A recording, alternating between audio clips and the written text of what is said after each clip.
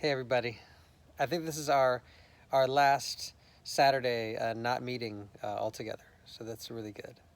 Um, yeah, it looks like June 6th we're back. I'm so excited about that. Just to hug on all you guys and we can do a corporate prophecy and all worship together side by side, shoulder to shoulder. I'm looking forward to that. It's definitely been a labor of honor. Not meeting in our building, believe it or not. We're honoring the church that we rent from, and this should be good. This is just I think we've invested a lot into this season, and we will reap because of it. It's good. Um, yeah, wow. This season has been uh, very revealing. Remember at the beginning of 2020, it's like we'll see. That was a very potent word, just for the body of Christ at large. But specifically for us, the word was also together. And I can tell you that the majority of Kairos has gotten closer in this season, not farther away, which is awesome. All it required was pursuing others instead of waiting to be pursued, and then you got closer. It's pretty interesting. Um, yeah. So what I'm going to talk about tonight is very timely, um, and it's I don't really shy away from the hard things to talk about. Things that might be offensive, that kind of thing. I like to separate bone from marrow. I like to separate the corporate mob mentality of defining right and wrong versus heaven defining right and wrong. And I also want to make distinctions for what God is saying, what heaven is saying, versus what the current narrative is. So I'm specifically wanting to talk about, I want to get to the life in this, not just address issues. Everybody's addressing issues. This is not like the church isn't just called to just like, oh, there's that, and then keep walking. And the answer isn't always just to go with the narrative of the people around us simply because we love them. That's actually bad parenting. That's a bad friend. It's a bad brother. It's a bad sister. Um, as far as if you compare it to if you have the answer, giving it. That's what I'm talking about. Um, before COVID, victimization was pretty much the rule of the day, more and more so, globally, especially nationally here in the United States.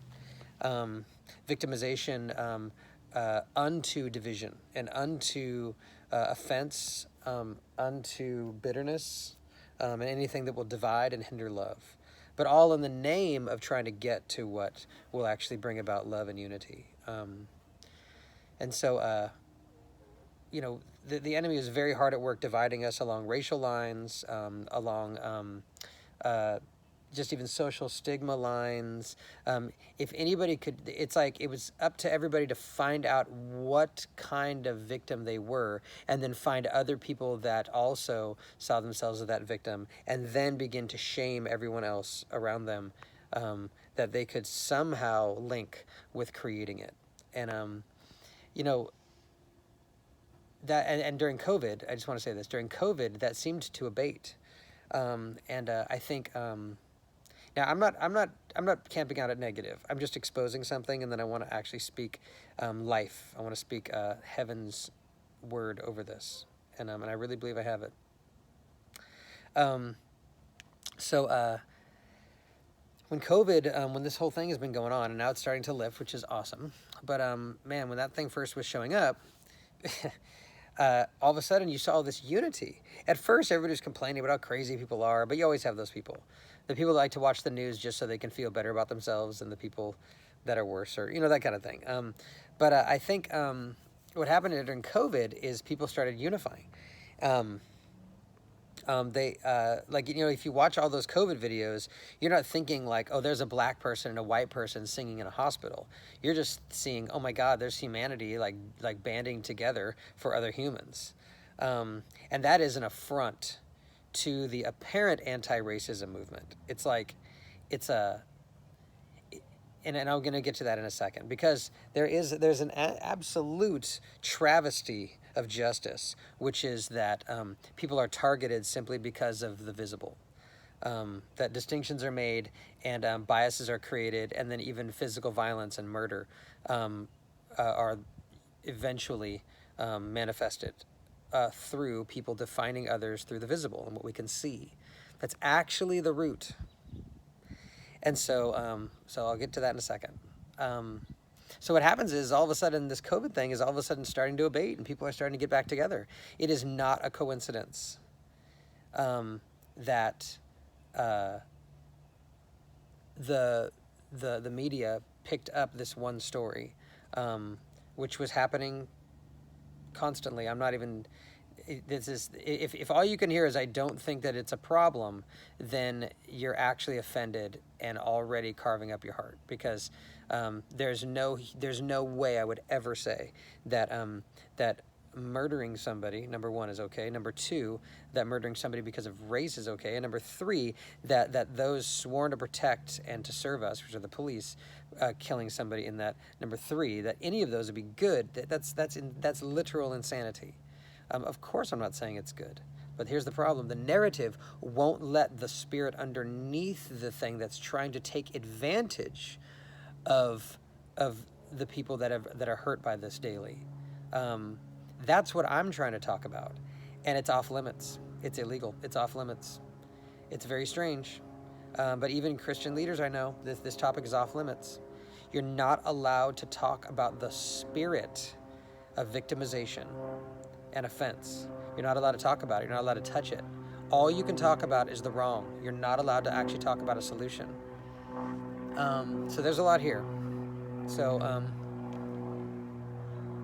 got a biplane above me. That's really cool. So I'm going to get to that, because we're talking about the human hearts. We're talking about the intangible, invisible places of the human heart. We're not just talking about the visible expression in society. And if we want to change the visible expression in society, we have to go back to the invisible places of the human heart. No law ever changed racism. All it did was change the visible expression of it. But now all the laws of America are actually designed to actually be anti-racist.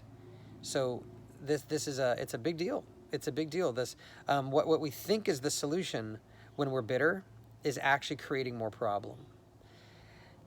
The point, I mean, obviously, if somebody thinks like the point is that no one ever dies at the hand of police, then you literally have to get robots to be police, because unless I've yet to hear anyone that says that kind of thing, which I'm not saying that wouldn't be amazing. Of course it'd be amazing. But I could also say, like, you know what? It'd be amazing if every single one of my neighbors thought of every single person all the time, every moment, or any number of other unreasonably ascertained solutions. Like, of course, the solution to ending wars and all that stuff is that everybody just loves each other with Christ's love. But getting there and actually like getting through the complexities of what creates evil in the human soul, you don't remove evil with more evil. It just doesn't work. It's never worked. It never will work. Anything out of the order of heaven is the definition of wrong. That includes killing someone for how they look, killing for someone because you can put them in a specific category that they actually don't fit in, and then, or even if they did, and then you kill them with unbiased hatred. That will always be wrong because it's outside of heaven. But deciding that all of society needs to somehow feel what you feel is called wrath. That is number one. Number two, the belief that no one loves you unless they understand you. That is a misnomer. That is actually you will begin to make evil decisions. Let me put it that way. You will begin to reject people that actually love you. You'll begin to accuse people that actually have grace on you. You'll be able to justify removing the very foundations of the heavenly culture around you. If you decide you have to regularly measure relationships around you based on who you think is loving you the way you need. Now, I don't mean if something comes into your periphery or in front of your face, like if someone is manipulating you or is intentionally hurting you, these kind of things, well, that's different. I don't mean being a doormat, but we do need to hear the Lord. Sometimes the Lord actually does say, yes, I want you to be martyred for this, or yes, I want you to actually go through this. This is for them. But he rarely, if ever, does that if we don't have a clean conscience with it. So the point is to get to a clean conscience. That's the point. So this is it's not so complicated. The offense and the provoking and the shaming and the just that whole place, it wants it to be complicated. It wants this to be impossible so it can justify itself.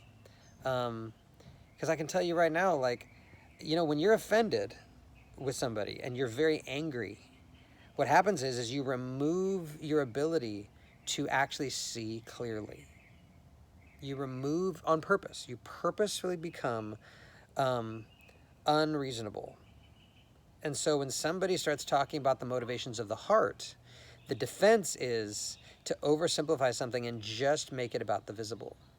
So when somebody, for example, hey, shaming everyone around you because they fit into the profile of, let's say, a white American male, is actually the same root sin that eventually would lead to violence in the same way.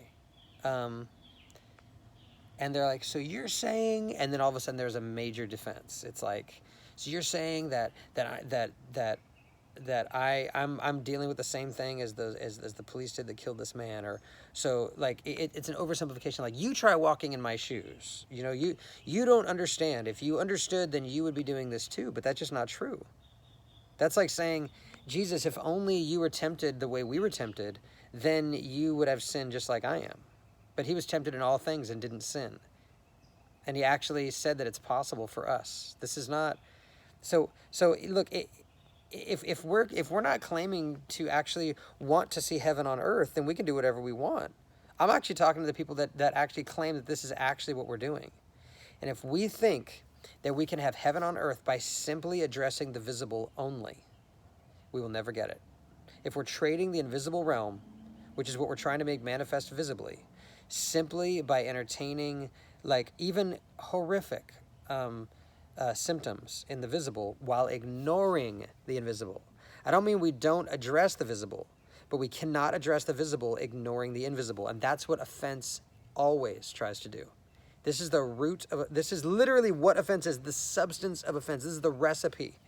It's trying to address the visible by trying to illegalize the invisible. This is offense. This is what it does. This is the root. This is how you know you're offended. I'm not offended. I'm just upset. Okay. Then how are you responding when people bring up the fruit of the Spirit? How are you responding when people are bringing up things that would be impossible in your own strength, but we both know are very, very valuable and necessary? This is when you know you're offended. If you're just upset, that's different. Offense tries to rule the conscience and tries to rule over God. And this is the problem. I'm not expecting someone that says, I don't care about God, whatever, to understand this and to at least to desire this. Better way to say it. I don't expect that. I expect them to actually put a high priority on offense, a high priority on wrath, a high priority on making sure other people feel pain. In the very least, they want all of society to actually feel the way they've felt, so that, quote unquote, everyone will understand, and then we'll come to some kind of solution. That has never happened once in the history of the planet with good long-term fruit.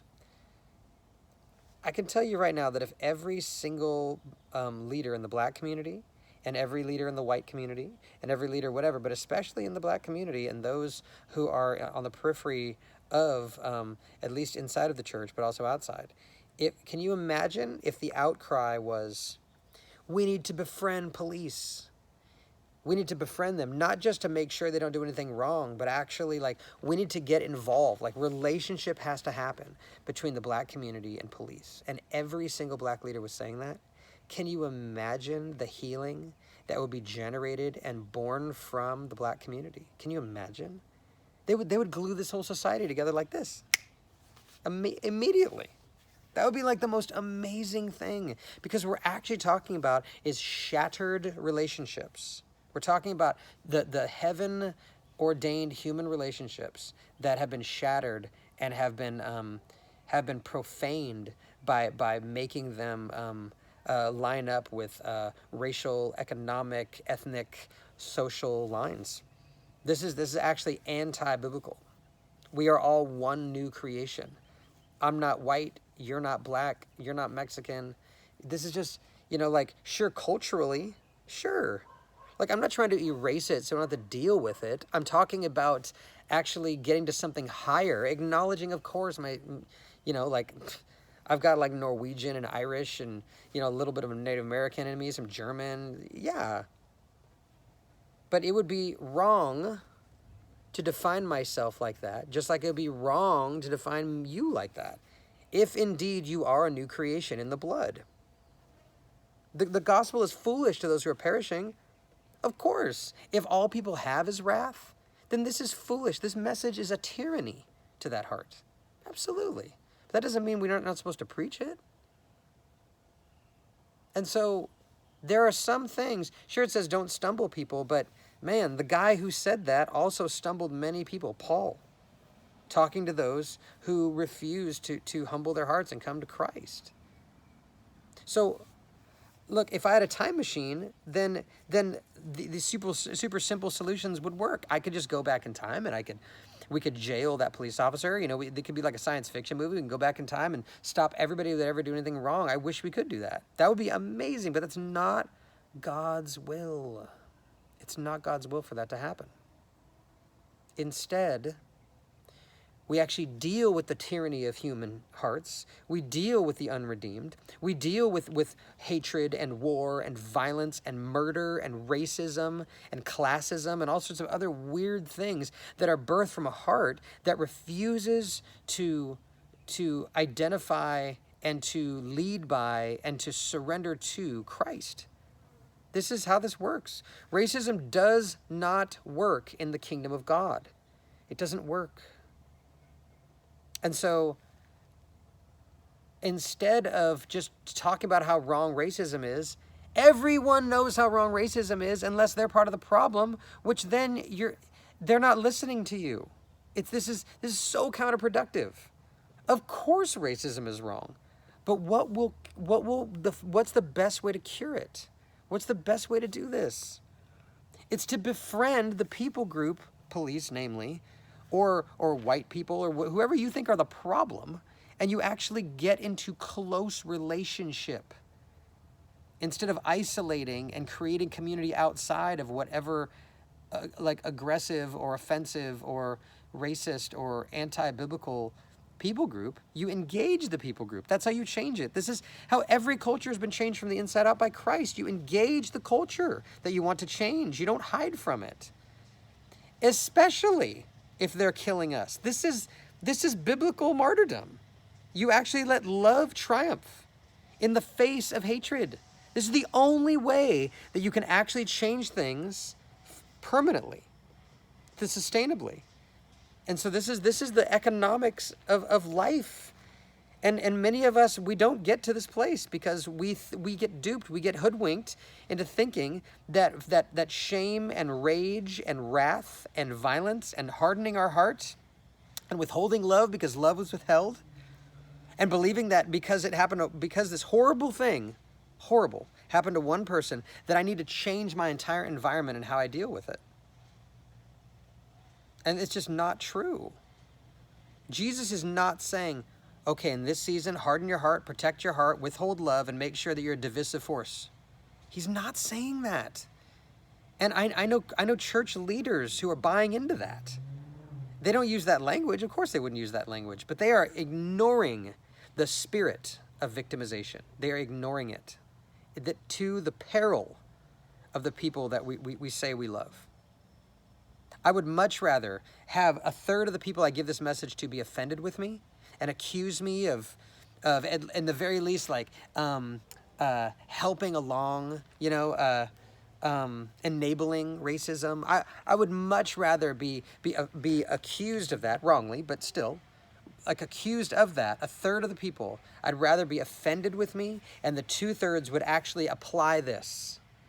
will have way better fruit, and I can hold the tension and the offense. I have no problem with that. I have a clean conscience with this, okay? Like, I know my human frailty.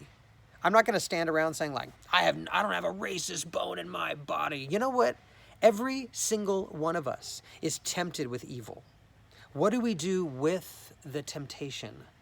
This is the question that we're not talking about. We're not talking about that. This is at the very heart of this. You think that that police officer that killed that black man in front of other police officers, you don't think that those men weren't being tempted with evil? What did they do with it? Horrible things. If you're asking me because this is the thing, when this gets touched, it's like, yeah, but me shaming people isn't the same as police officers killing someone. No, of course not. The visible expression isn't. This is why I'm talking about offense. But the root of it, if you hate your brother, you have already committed murder in your heart.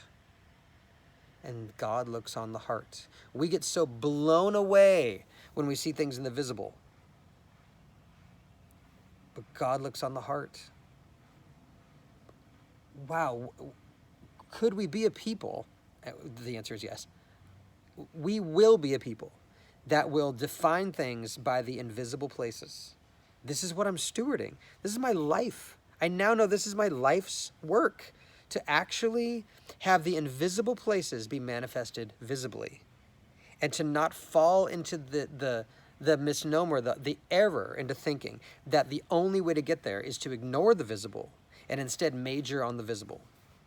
And you know, the people that do that, you know what? The people that major on the visible, you know what they like to say? Well, we have to handle what's happening now, and then we'll get to that. I've never seen those people get to that. I've never seen anyone that justifies focusing on the visible and ignoring the invisible when they say, you know what, we have to handle these issues now, and then we'll get to that. I've never seen any people that use that logic actually get there, because they're addicted to the visible. It's food that perishes. This is the problem. The problem is that we're addicted to addressing things only in the visible. And this is actually the offense against God, is that he is invisible. This is the offense. You know, during COVID, it looked like we were unified. And you know what? Like, I celebrated the visible places. I did. I was like, you know what? This is great. But I wasn't, sorry, I have this like bug flying around on my hand. But I wasn't naive. I'm looking at this thing and I'm like, okay.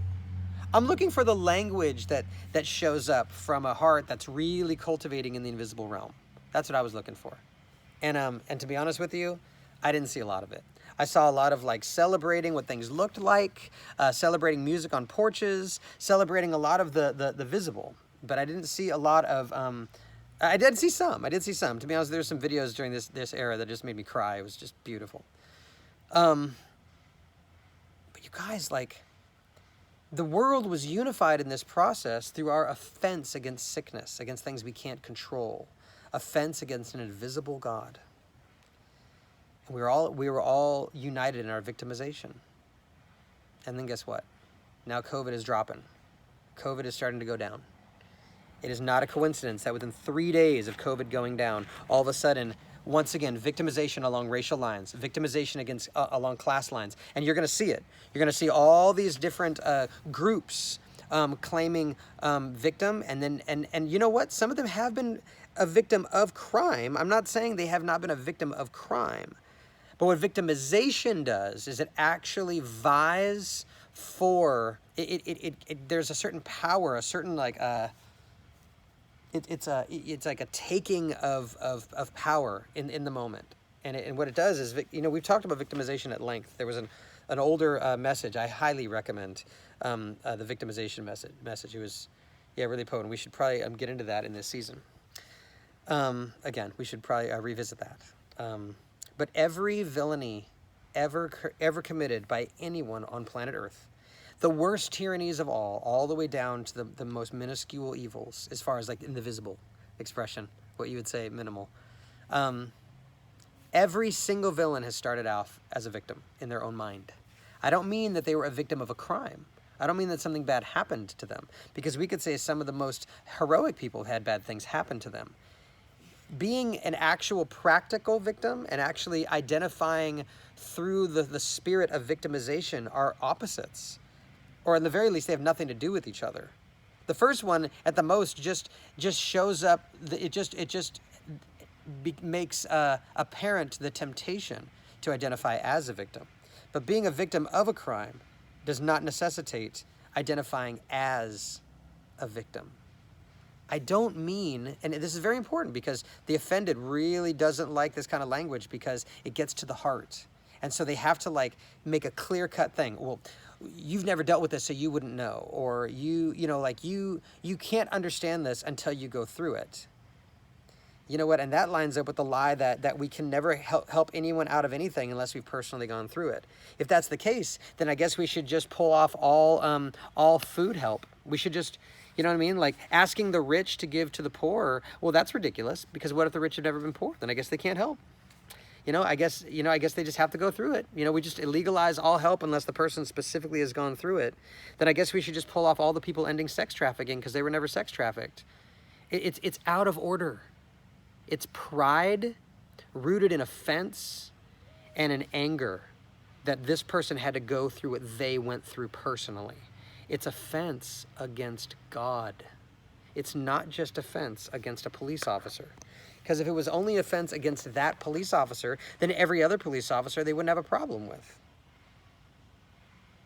It's the same sin. It's the same thing. Because I can tell you right now, growing up, I was never beat up by a white kid. I was always beat up by black kids. Because I grew up in a predominantly black neighborhood. Does that mean that I have to think that every black person around me is all of a sudden going to beat me up? No. Is that some kind of common in my neighborhood with people of my skin complexion? Yes. But for me, it didn't seem wise ever that if I'm hurt, I need to find the group that hurt me and then avoid that group. I look at the person and I begin to catalog them. I begin to carve them up in my heart. I'm like, okay, they're a woman. They're of this ethnicity. They have this much money. Okay, then maybe I should avoid people with that much money. Or maybe I should avoid women. Or maybe I should have... You guys, this is the problem. This is the problem. My my brother-in-law is CHP. And he deals with a lot of stuff. And they sent him into South Central LA for 1.5 years. And the people that he was arresting and having to deal with regularly, really intense stuff from, were not white. But because he has a foundation in Christ and he actually can see, like he's looking into the heart, he's looking at this person and who they are, not just who they are according to like party lines and what CNN loves to put people in the name of not being racist. It's like so stupid. I want to say this. Guys, like, I'm sorry, I'm not saying like the people in CNN, individuals. I'm saying that the actual agenda is stupid. That's what I'm saying. It's actually not intelligent or smart as a solution. That's what I meant by so stupid. So for us here, it's dangerous to begin to look at people as, okay, like I was hurt by these people over here, so if I can get you into that category, then I don't have to trust you anymore. It's already begun. There's already something in the heart that doesn't want to trust, and it's looking for reasons not to. And you know what? Sure, there's justifiable causes for that. Of course. Like, dude, like there's tyranny in the hearts of men all over the place, and it affects us. We cannot live a life expecting to never feel pain. We can live a life helping to cultivate an atmosphere around us that hinders pain. That's part of being salt to the earth. But to expect on threat of broken relationships with God and man to live a life where we don't feel pain, that is a very, very dangerous place to live, because we will always be joyless. We will just trying to milk happiness from each individual moment, maybe through possessions, all these things, but we're going to be under tyranny. And the enemy, a fallen angel named Satan, with all of his legions, all he has to do is just kind of mess with your life a little. Get you cut off in traffic, maybe like, you know, you lose your job, like these kind of things, and all of a sudden, you know, or you know, someone else around you that also has the same frailties as you just happens to get deceived for a second and chooses something stupid. You guys, like, we are not called to, we're not, this is not who we are. Like, God has not said, like, you know what, I need you to walk this earth being fragile and being affected by all the injustices of the earth. Jesus never, ever said that, because it was against the kingdom. The kingdom of God is not that. You know what carnality is? It's trying to match something with the thing. That's what carnality is. You can't match hatred with hatred. You can't match sadness with sadness. You don't minister to someone who's depressed by like moping around them for 3 weeks, like listening to super sad music, like with like curtains all over the windows so sunlight doesn't get in. It's not how you heal a depressed person. And how you handle someone that is full of wrath and hatred. How do you heal that heart? You know how you heal that heart? You come out of wrath and hatred. Every sin tries to duplicate itself. Cannot be ignorant of Satan's devices. This is how it wins. And so when you come up against hatred, you don't hate. When you come up against rejection, you don't reject. When you come up against anything that hinders love, you actually turn on your love. You don't turn it off. You know, there's been a lot of theories and a lot of different people that have tried to solve this throughout the ages. And there's a couple people that have come really close. And it's interesting to note that when we're offended, we try to turn those people into cliches so we don't have to listen anymore. Guys, there was a lot of leaders throughout the history of this planet, especially in the last 100 years, that have tried to end cultural, racial, ethnic strife and divide. Even in the most of the time, especially the ones we really know about that elicited the most change, under tremendous threat and intimidation, because this is what hatred does. This is all demonic. We're not targeting people unless we fall into the trap to think that we're only addressing the visible. Of course, I think that officer needs to be in jail. Hello? I'm not saying, like, I think any way whatsoever, the minute a police officer is caught on film there, like doing that, like I don't just mean like there was this huge scuffle, because you guys, like my brother-in-law who's a CHP, like there's a lot, like in LA, dude, it doesn't matter how intense someone is, it doesn't matter what's going on. There was literally a man, he said that he looked just super yoked. He's in his underwear and his eyes aren't blinking, and he's pacing back and forth sideways on the freeway with a big lead pipe in his hand. And he's all hopped up on some crazy drugs and stuff. And the police are just all parked in their cars watching this guy. And then somebody's like, why won't you do anything? And yet there was probably about 50 phones, but hadn't gotten turned on yet. People aren't filming the whole thing. They're looking for scandal. They're trying to increase the offense. They're not looking for some kind of thing to bring people together. This is why we only focus on the scandalized. That's why we don't want to know the whole story. We only want to know the final thing that happened. I'm talking about in reasonable cases. I don't mean like the Rodney King beating. Oh my God, really? Like, those guys needed to be in jail for a very long time. Like, I would have called that attempted murder. Some of you don't even know the specifics of that. And all the way till today. I could name a lot of different cases. I'm not going to, but I could say that none of this is right. What I'm saying is that we cannot fall into the trap of thinking this is only visible. Discern the time you're in. Discern the season. Where you are right now, Kairos, you are carriers of joy. You unify people. You are immune, or at least you're growing into being immune to the visible. Visible evidence isn't your moniker. Sure, like if there's injustice in the visible realm, then how do you deal with that? You don't just pick up something out of the order of heaven. Paranoia, fear, division, like trying to polarize along racial lines and try to like just get solidarity. Oh my God, like that word is so misused. Solidarity is being solid. It's one piece, one chunk.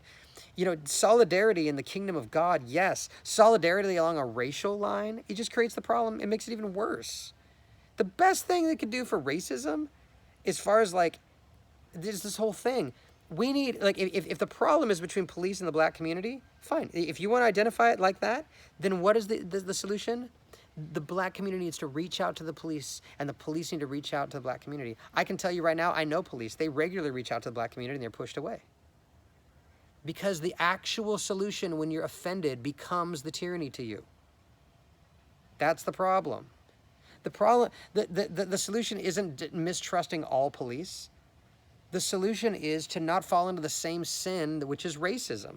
Instead of looking at somebody in the category you can put them in so you can write them off, instead you actually look at the person and you look at the heart and you look into their eyes. That is the solution. That's the solution. Children of God. Children of God. And so who are we? Who are we here? Who are we in this moment as Kairos? As whoever it is, whoever you are watching this, what is your role on earth? Your role on earth, whether you know it or not, even if you're not a Christian, I'm telling you right now, your role on earth is to commune with God through his son, Jesus Christ. Your role on earth is through that interaction, a life that you always thought was just psychology or just this weird, empty religion becomes real to you. And you realize, oh my God, I'm not duping myself. You are real. And then you become another voice telling people around you. That's what happened to me. It happens to just about every person I know. And then what? Then you get cured of the visible only. You don't ignore the visible. That would be like monastic living and hiding away from the world. I'm not talking about that. I mean, you're not ruled by the visible. You're not ruled by it. You rule over it. Our weapons of warfare are not carnal, but they are mighty in God for pulling down every stronghold and every high thing that what? That exalts itself above what we know about God. That is our goal. That is who we are. The kingdom of God is within.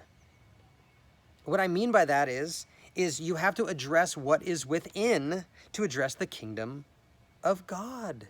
This is so simple, and yet the offense, and I want to say this last thing, there's a spirit of accusation that has shown up just in the last 48 hours. And many people, many prophetic voices I know, they're like, dude, I'm feeling so weird. Like I'm feeling intimidated, and yet I'm looking around and I'm not unsafe. I'm feeling accused, but my conscience tells me I haven't done anything. Like, what's the problem? When it comes to this, if offense and accusation and shame and condemnation is used as a tool to end something out of the order of heaven, then eventually you're going to throw other things out of the order of heaven, and it's only going to accentuate the very thing you're trying to solve. This is wisdom. This is heavenly wisdom. And so no one is saying that this is easy. It's simple, but what makes it hard is our resistance to this. That's the hard part. The hard part isn't the thing itself. It's not hard to have patience. It's hard when I'm resisting patience. It's not hard to love someone when they hate me. It's hard when I'm trying to actually like hurt them and get revenge on them and get them to see. And then it's hard to love them when they've hurt me. It's not hard to forgive someone when they've done extraordinary evil to you or to a people group or any kind of divided group that you identify with. It's hard when we actually are vying for something out of the order of heaven. That's when all of a sudden that thing becomes hard. So let's not do it. Let's not fall into the trap. Okay, so I'm going to conclude this. Recently, there's been a spirit of accusation over the land. And so, and it's not a coincidence. Now the victimization of COVID is done. We got to keep that IV of victimization flowing into the person of each individual that make up this beautiful land and this beautiful planet. This is the poison that most people will drink dearly and even at great cost will try their best to succumb to and to enjoy it. They just drink their fill of victimization. And the church is ignoring this for the most part. We're ignoring victimization.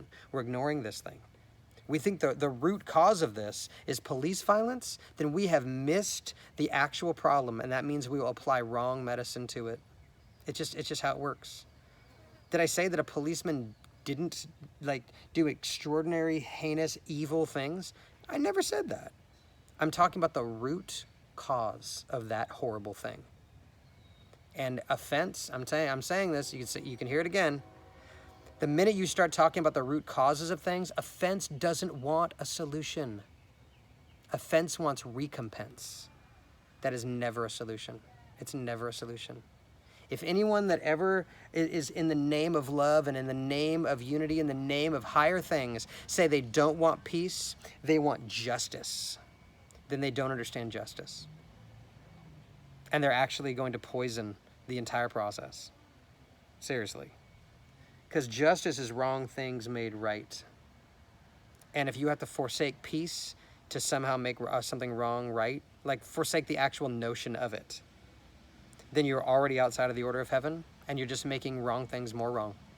Because the definition of what is wrong is, does it accord with heaven or not? That's how it works. No one said this is easy, but it's simple. And this is what we're called to do. This is what we're called to be. We're not just people that like peace. We're peace creators. We're peace makers. We make it. You have to make it.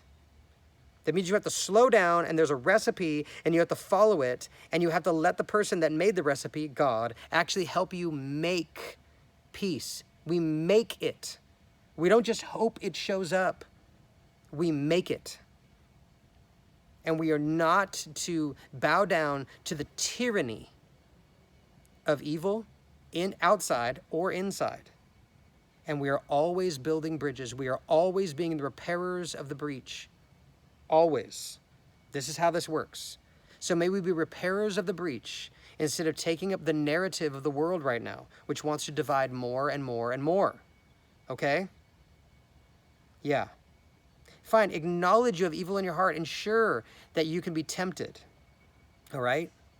There's more and more offensive things. When you're very first starting out, even seeing the sin, the first thing you want to do is like, oh, well, I'm just going to reject that in total. I'm just not going to see race at all. Well, now that step in that process is considered racist. So you're not allowed to even experiment that way. This is the problem. It's like there's all sorts of these different things, and I could go off on that. There's so many things here. It's okay to experiment with healing. It's okay to first off say, oh my God, like there's probably some of this in me. But offense doesn't let you heal it. Offense doesn't want you to heal it. Offense wants to get recompense. It wants you to feel the way it felt. It wants wrath only. So what I am prophetically speaking is that if the problem is between any person who perceives that the problem is between the black community and police officers, if they are not advocating for the black community and police officers to regularly pursue each other, I don't just mean in some forum on TV. I mean actually a black man coming up to a police officer and saying, can you have dinner at my family's house? Can we make this a monthly thing? Can I have my kids play with your kids? Can I somehow end the poison of offense and bitterness inside of my child's heart so it doesn't take root? I want him to see you as a person. I want him to understand that sin is a very personal thing, just like righteousness is. You guys, that's the answer. That's the answer. That's the only answer. If the point is to end tensions between police and quote-unquote black people, if that is what is needed, if that is the problem, then hand me a better solution that doesn't require wrath and offense and shame and more division along different lines, which was the root sin that then finally gave birth to death. That's what I got. That's what I got, you guys. So, I know a lot of church leaders are talking to their churches about this, and they're trying to get their churches to join in marches. They're trying to get churches to basically wear shirts saying I'm sorry this happened. You know what? I am sorry this happened. This is horrible. But if we're ignoring the spirit that is taking advantage of people and trying desperately to get them to be victimized, that is a worse tragedy eternally. Because who knows, that man could have been absolutely saved and delivered by Christ. Right now, if that's the case, he's in heaven and he's chilling. How much worse those who don't know Christ, that are being duped into living a life of bitterness and straight evil in the heart, decrying other evils in the visible places. No. I cannot settle for that. We actually have to be more than that. And this is what I'm calling. This is what I'm calling us to be and do. Courageously interact. Courageously interact. Even if you have to be accused, provoked, offended, it's okay. It's okay. If that's what's needed, then you do it. This is how we roll. And hold true. As long as you hold true to a clean conscience, okay? You don't have to justify yourself. This is what offense and intimidation does. It tries to get you to justify yourself, and it tries to catch you on one thing so it can cut you off and cut you out. But we will not do that. No, I don't need to justify myself. I've already been justified. Okay? So this is not a complicated issue. Do not let the next couple weeks like get you confused and turned around and stuff. Don't camp out at the narrative that's being handed you right now. Instead, listen to God and build relationships. Okay? This is what we're doing. I love you guys. That's my word for today. That's it. That's it. So I hope you guys are doing great. I'm not going to apologize for that being too intense or whatever. This is Kairos. But this is what I'm asking. This is what I'm asking of us. And there's more to this. There's much more. I mean, just encapsulating something that's existed for thousands of years. This problem doesn't go away through one like Saturday 45-minute, iPhone message. But what it does, what we can do is we can become part of the solution. In the very least, we can become salt and light to the people around us. Even if that will not solve it permanently, you know what it'll do? It'll at least make a dent. I'm going to end with this. Francis Infuso, a long time ago, he was telling a story, and it's a true story. And this guy, he's on a beach, and he saw all these starfish, and they're on the beach, and the tide had gone out. All these starfish were going to die. And he's picking up these starfish, and he's hucking them back in the water to save them. And there was thousands of these starfish. And this woman walks by, and she's all, dude, you can't save all of them. And he picked up one, and he threw it in. He's all, I saved that one. And he picked up another one, he threw it in. I saved that one. And he picked up another one and threw it in. I saved that one. Don't let the enormity of the problem stop you from being part of the solution. If all you can be is a bridge to two people, then be a bridge to two people. And if some of you get gifted with the grace and the influence to multiply that by 100 or 1,000 or 10,000 or 100,000, then do it. Okay? But this is all about the ministry of reconciliation. And it is never, ever brought by God through means outside of the order of heaven as permanent precedent, okay? So I love you. I bless you, Kairos. We're going to meet next weekend at the building. I'm looking forward to it. We love you so much. And one more thing, if you haven't checked out our video yet with me and Katie and what we're walking through right now, please check that out. It's on the website, or it's on the email. If you don't get the email, DM privately and we'll get you on the email. We love you. God bless you.